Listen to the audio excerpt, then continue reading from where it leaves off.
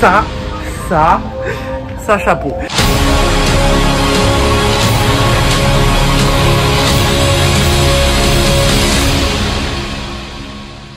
Salut les topiens, de retour dans le parc qui m'avait vraiment marqué l'année dernière, le Puy du Fou.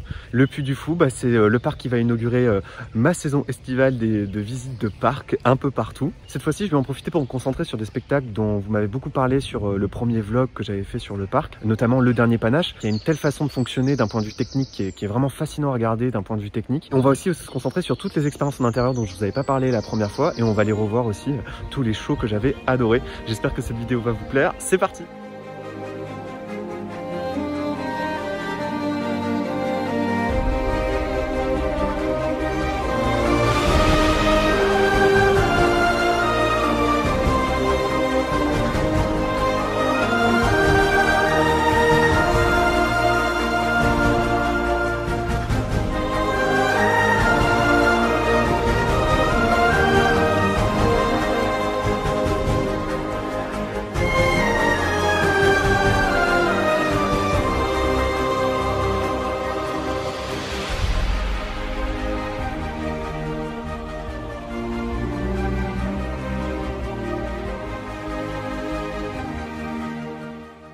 Alors, je sors du dernier panache.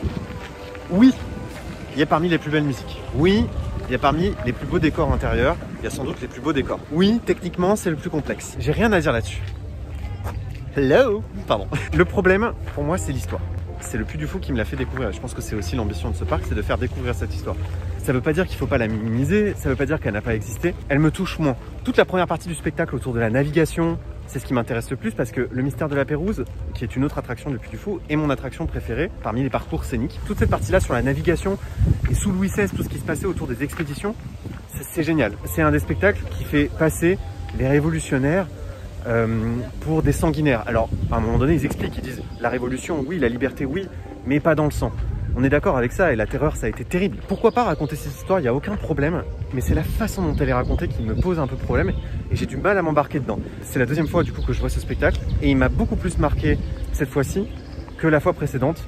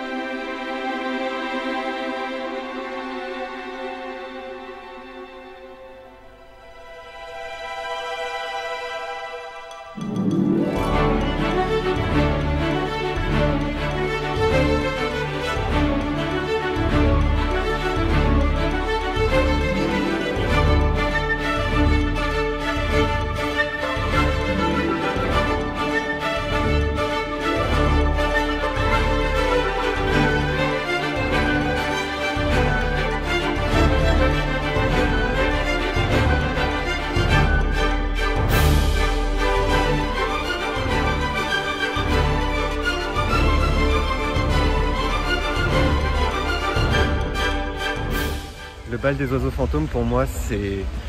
Je pense que c'est un spectacle par lequel il faut démarrer. Le classique par excellence, c'est un des spectacles les plus donnés dans le parc. Franchement, je le trouve tellement poétique, avec des voix tellement magnifiques. Il est épique du début jusqu'à la fin, j'ai les frissons. Il manque quelques numéros, je crois. Il manquait quelques numéros par rapport à la première fois que je l'ai vu. Et il me semble que les oiseaux n'étaient pas lâchés depuis la montgolfière cette fois-ci. Enfin, ça fonctionne super bien. Et pour moi, ça reste un de mes top 3, ouais.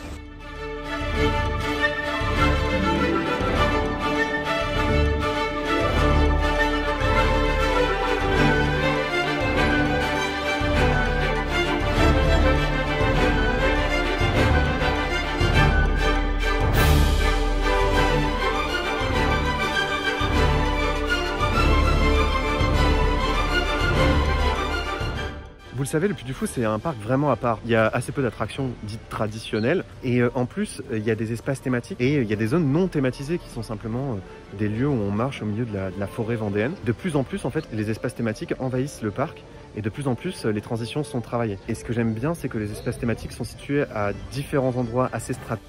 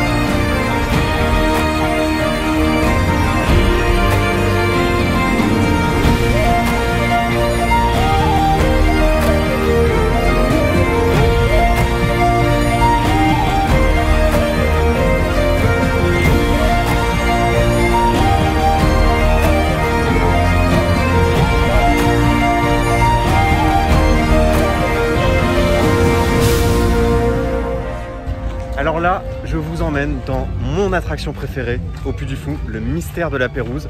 Ils ont 3 parcours scéniques en intérieur, la renaissance du château, le premier royaume qui raconte l'histoire de la rencontre entre Clovis et Dieu, enfin je sais pas, un truc un peu mystique, le mystère de la Pérouse qui raconte sous le règne de Louis XVI une célèbre expédition qui aurait mal tourné et dont on ne sait rien. On ne sait pas ce qu'ils sont devenus. On parle encore de Louis XVI là du coup. Oui. C'est la suite. C'est pas la suite, mais c'est dans la lancée de effectivement ce qu'on a vu juste avant, c'est-à-dire le dernier panache. À cette époque où la France, il y avait plein d'expéditions maritimes, et sous Louis XVI, il y a eu beaucoup d'expéditions, et celle-ci, c'est la plus célèbre. Elle a fait couler beaucoup d'encre, il y a eu plein de livres sur cette histoire, et ça m'a tellement touché, les musiques, les personnages, la beauté des décors, que j'en ai même acheté des affiches, et que je suis devenu passionné de cette histoire. Donc au moins, ça m'a intéressé.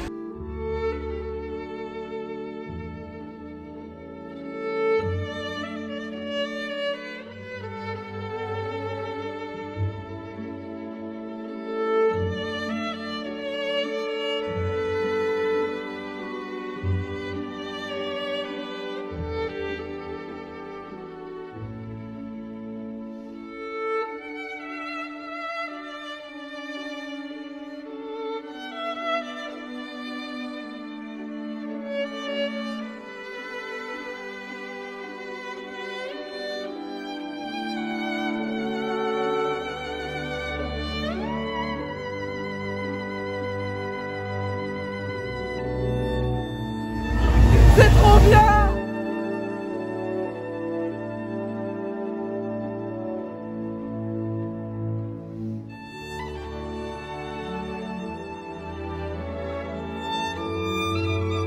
Qu'est-ce que t'en as pensé, Rafi?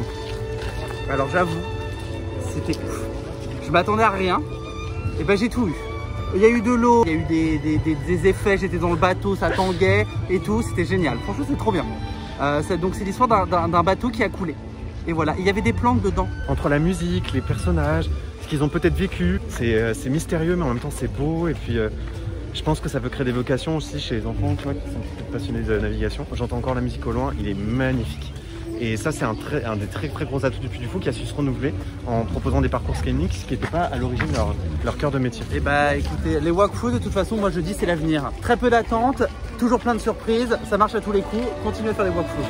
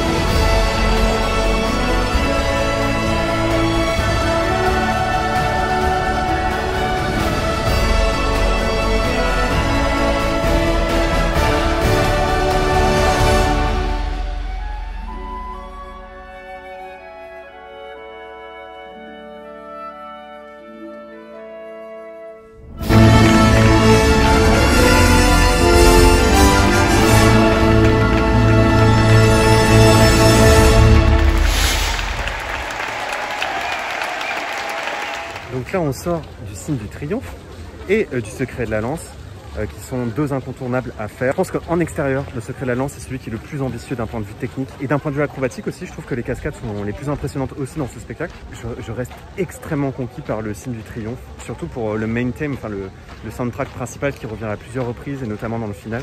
Je suis toujours pas très convaincu par la scène avec les faux parce que je la trouve pas très dynamique, mais ça reste quand même un de mes spectacles favoris. Et d'ailleurs, on va séjourner à la Villa gallo-romaine. Là, on se dirige vers les Amoureux de Verdun, qui est un des parcours scéniques. Donc, c'est sur le même principe que le mystère de la Pérouse. C'est le parcours scénique qui marque le plus les visiteurs. Néanmoins, je trouve qu'il est un peu angoissant, oppressant, un peu impressionnant pour un jeune public. J'ai plus de facilité à faire le mystère de la Pérouse.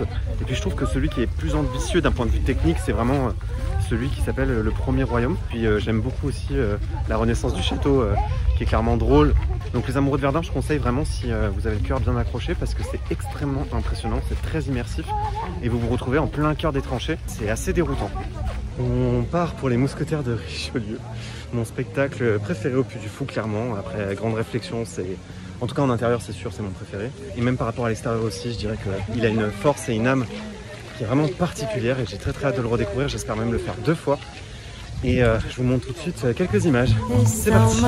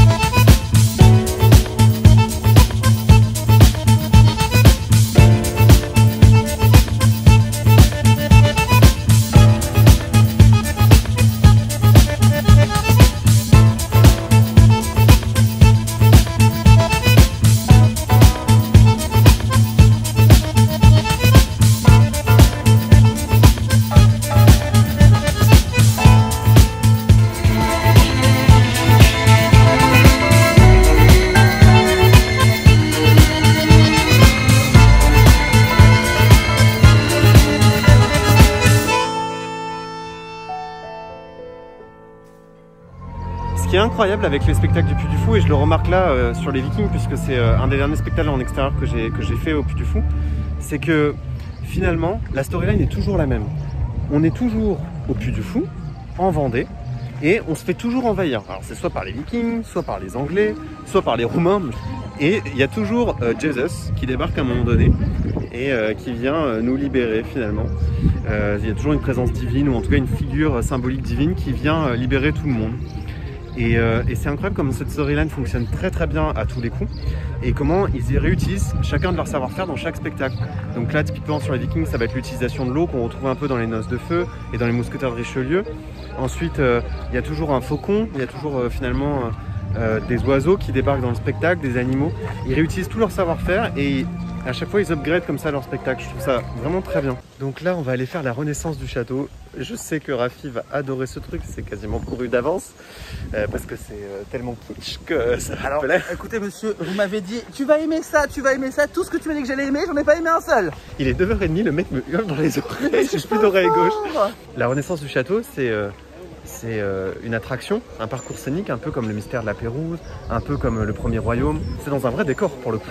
C'est dans un vrai château qui est le château des Puy du Fou, de cette famille qui vivait vraiment à cet endroit, sur ce domaine-là, dans le bâtiment qui sert de décor à la Cinécénie. Et on conclut par les Noces de Feu, la suite d'un spectacle qui s'appelait apparemment les Orgues de Feu. Du coup, j'ai jamais vu, j'ai commencé directement par les Noces. Ce spectacle me fascine, il est d'une poésie et d'une technique que je ne comprends pas. Il y a encore des mystères pour moi. La vraie magie d'un spectacle, c'est quand finalement vous n'avez pas compris tous les tours, quand vous n'avez pas encore compris comment tout fonctionnait. Et je me souviens même une fois être descendu près de la scène et avoir demandé à un guest flow du parc comment ils font, comment les artistes font pour apparaître, disparaître, comment ça fonctionne. J'ai tellement hâte de le revoir. Si vous avez l'occasion de le faire, faites-le.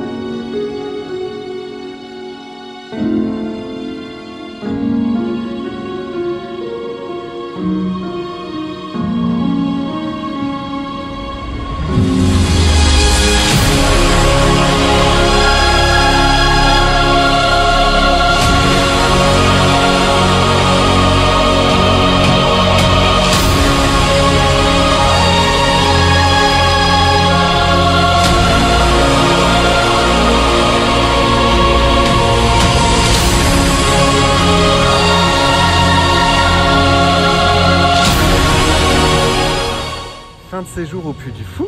Oui. Ça t'a plu, Rafi? C'était bien. Tu sais quoi, je reviendrai. Pas tout de suite, mais je reviendrai. Moi, mes coups de cœur, ça reste définitivement les Noces de Feu. En intérieur, les Mousquetaires de Richelieu. Et en extérieur, voilà, j'adore à la fois le Signe du Triomphe, mais aussi le Secret de la Lance. Mais quand même, petite préférence pour le Signe du Triomphe. Moi, j'ai aimé la Lance et les Vikings. C'était mes deux préférés. Donc vraiment, gros coup de cœur pour ce parc qui n'a présenté aucune vraie nouveauté cette année, alors que l'année dernière, c'était quand même les Noces de Feu.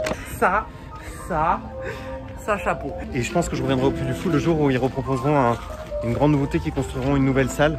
J'espère d'ici un an ou deux, puisque le Puy du Fou propose beaucoup de choses chaque année et j'espère pouvoir découvrir le nouveau Puy du Fou en Espagne. Et donc vraiment, j'ai très hâte de pouvoir y retourner un de ces quatre. Voilà, j'espère que la vidéo vous a plu. N'oubliez pas que vos rêves sont éternels. Bye!